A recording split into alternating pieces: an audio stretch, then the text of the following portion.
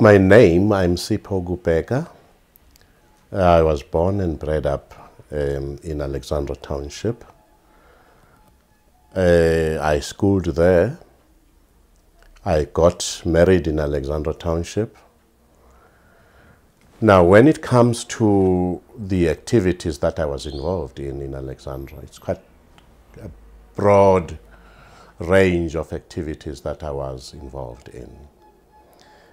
Let me start by saying that if you go backwards, you look at the apartheid situation, it's like every black person would be forced to be a politician because the oppression itself required that one should actually stand up against the oppression. I schooled at a school called the MC Weiler School, where I started my primary education.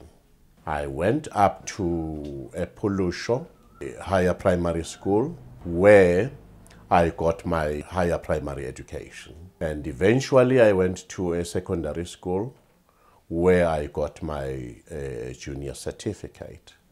And a very famous and strong leader of the school, Mr. Liepile Daunyane. That was our principal at Alexandra Secondary School. The issue of apartheid was a serious problem. Serious in the sense that the education system itself was a problem. For instance, when I was still at a higher primary school, the introduction of the Afrikaans as a medium of education, the grand plan of the apartheid government was that children of black people should not actually succeed. That is why they had to actually bring in a language barrier, which was going to be Afrikaans. Around that time, between 1966, 67, 68, a movement of a black consciousness movement started. Now, very great leaders that we may know of, people like Stephen Bantu Biko, about Drake Koka, and a number of other leaders of the black consciousness. Now, we were in the process, young as we were, politicized by the activities of the black consciousness movement. After I passed my junior certificate, at a factory called the Extra House. I became a clerk there. Now, as I said earlier on, the apartheid would force you to do things, to fight against it. Now, when I got employed in that company, I was actually doing quite a good job as a clerk.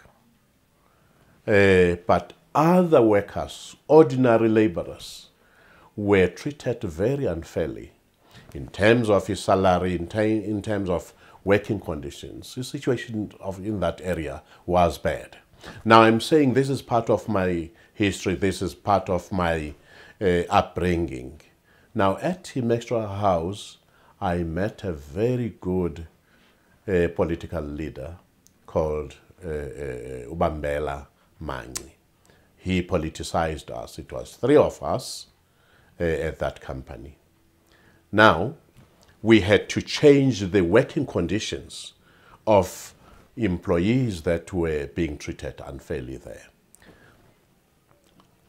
Now, as part of this background, the question of trade unionism was in fact introduced to us by the person that I'm talking about, my political mentor, Mr. Mangi. We joined an organization called Industrial Aid Society. Now, that Industrial Aid Society was started by students at Wits University and together with our elderly political leaders, quite a number of them. One of them, Mr. Joe Gabi, who was killed with a bomb that was planted in his car in Zimbabwe. Another leader was Mr. Shabangu, who was in Soweto. Now, those people were actually giving us political lessons and also trade union lessons. What drove us, it can't just be me alone, but what drove us to work for a community. Now go back to Alexandra. The conditions in Alexandra were bad. As I said earlier on, we have police arresting our parents now and then for what was called a housing permit.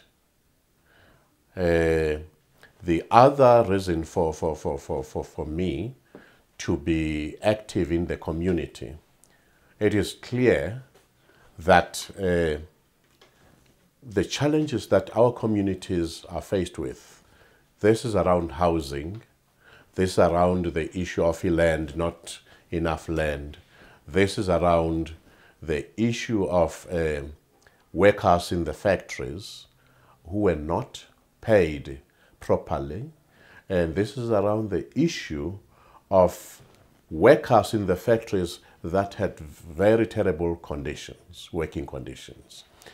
Now, in my involvement in the factories, as a trade unionist, we formed a Metal and Allied Workers Union in 1975.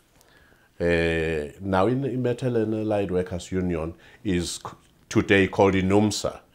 We started that union. Now, the working conditions of workers in the factories, the living conditions of people in their communities left us with nothing but to stand up and deal with those challenges.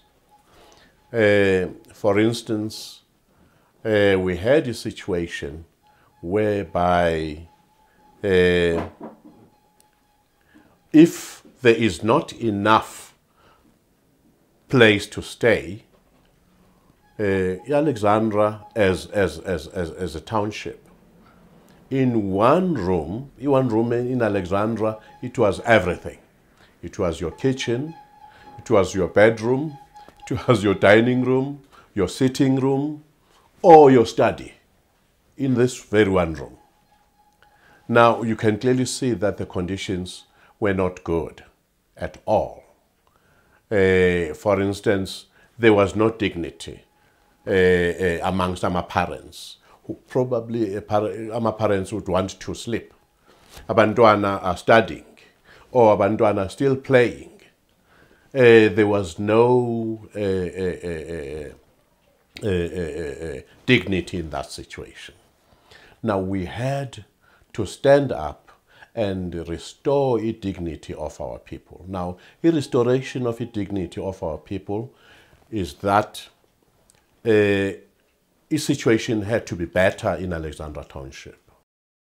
I'm very grateful to be selected. I feel very humbled by this selection. I was not actually even thinking about it. But I think it is also a recognition of my contribution as a person and a contribution of a number of our comrades who are alive and who passed on. It is a recognition of the work of those people, including myself. That is how I view this, and I'm quite grateful for that. He is my role model, and he is a role model to the community as well. And he, my dad would come for me in situations where I wouldn't think Utilana, he would come for me. He's my hero. The person that I am, I would find lana, I would hear lana bantabadala bate. Stelo, you are humble. Stelo, you like no mundo apegele, you greet and you check uti right as older people. And I would say, and I would not even take the credit. I would say, no, this is the work or the resemblance of my dad. So he is my role model in different ways. As I've said, there's a company in Nguyo called Econas Projects with my business partner, Senzo Buthelezi. There's a lot of things that in a very short space of time, where sees a work that would have taken years for us to see accomplished, but through him, even very short, where he would teach us in business. Yes, as an entrepreneur, this makes sense, but business-wise, this does not make sense, and in many different spheres. But in a nutshell, my dad is my hero, and he is definitely, and as I've said, if there was a word more than a role model, I would go for that word if I could think of right now.